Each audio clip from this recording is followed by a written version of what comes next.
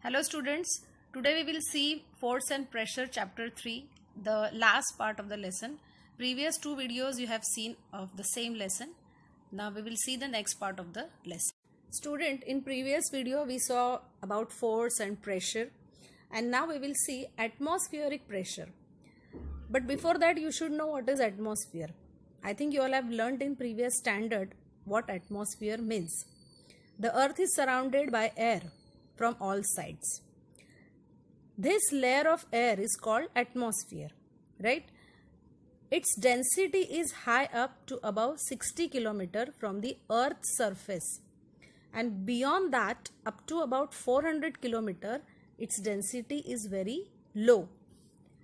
Air, due to its weight, exerts pressure. Air has some weight, and because of that weight it exerts pressure on the surface of the earth, and this pressure which is exerted by air or the atmosphere, we can say, surrounding to the earth, it is known as the atmospheric pressure.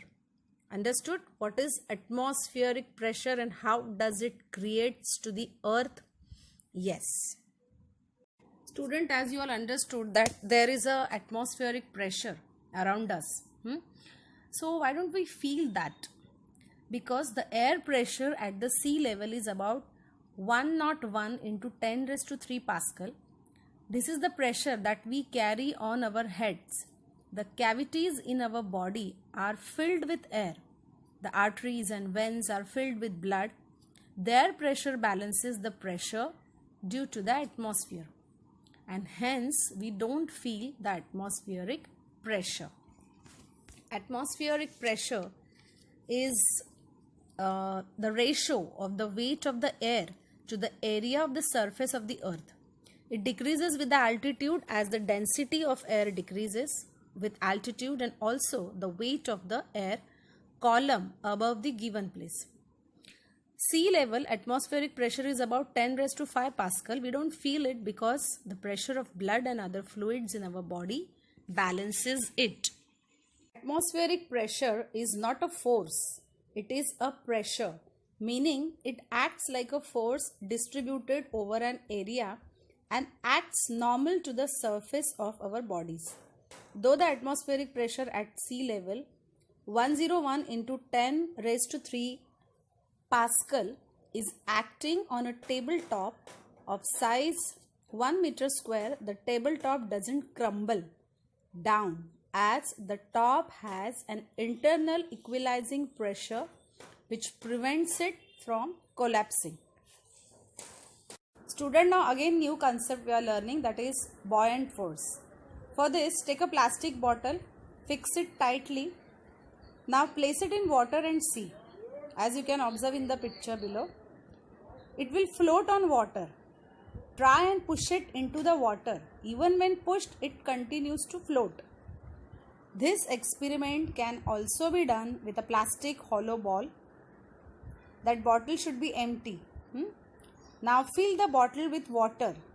Now this is the second experiment, that whichever empty bottle you took, fill it with water to the fullest capacity and close the lid and release into the water. What will happen? The bottle will float inside the water.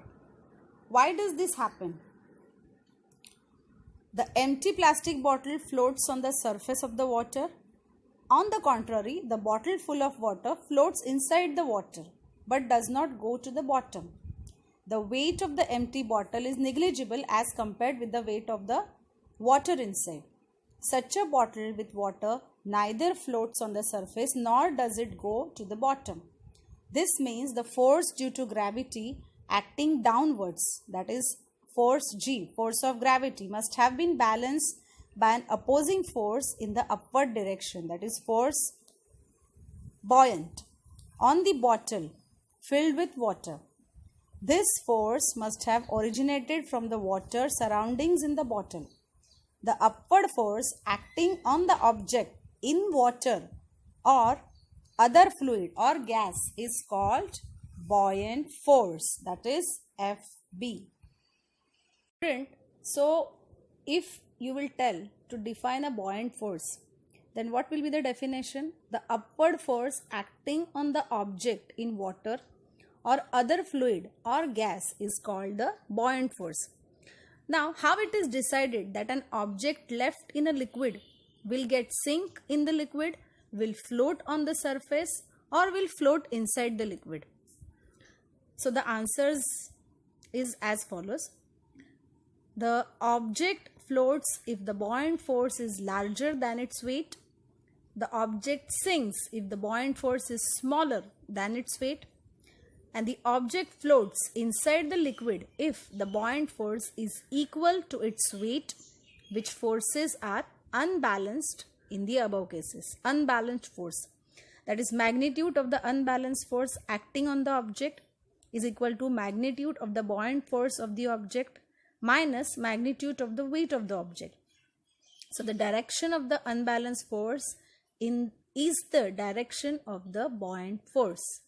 Magnitude of the unbalanced force on the object is equal to magnitude of the weight of the object minus magnitude of the buoyant force of the object. The direction of the unbalanced force is the direction of the weight of the object. Here the unbalanced force is 0. Archimedes principle. The Archimedes principle states when a body is partly or fully immersed in a fluid, it experiences an apparent loss in weight, which is equal to the weight of fluid displayed by the submerged part of the body. The use of Archimedes principle is very wide. The principle has been used in the construction of ships and submarines. The instruments such as lactometer, hygrometer are based on this principle. Archimedes was a Greek scientist and mathematician with sharp intelligence. He found out levers, pulleys, wheels in physics, and he found out this principle. So this principle is named as Archimedes principle. The density of a substance is the ratio of its density to the density of water. Relative density is also called specific gravity. It is the ratio of two equal, that is same, physical quantities. Hence, it has no unit. Right? The hygrometer, which Archimedes invented, it is used to determine the density or relative density of a liquid. Density of a substance is the ratio of its mass to volume. The SI unit of density is equal to the SI unit of mass upon the SI unit of volume is equal to kg per meter cube. Okay, so this is density is useful in determining the purity of a substance. The CGS unit of density is gram per cubic centimeter. How we have completed our third chapter, science, force and pressure. What we have learnt in this lesson: what is force, different types of forces, contact forces, non-contact forces. In contact force, muscular force, frictional force. In non-contact force, magnetic force, electrostatic force, gravitational force. Then balance force, unbalanced force. Then unit of force, effects of force. Then what is inertia, types of inertia. That is inertia of state of rest, inertia of motion, directional inertia. Then pressure. Pressure depends on which factors? Surface area, magnitude of force applied. Then unit of pressure. Pressure on solid, pressure on liquid, gas pressure, atmospheric pressure.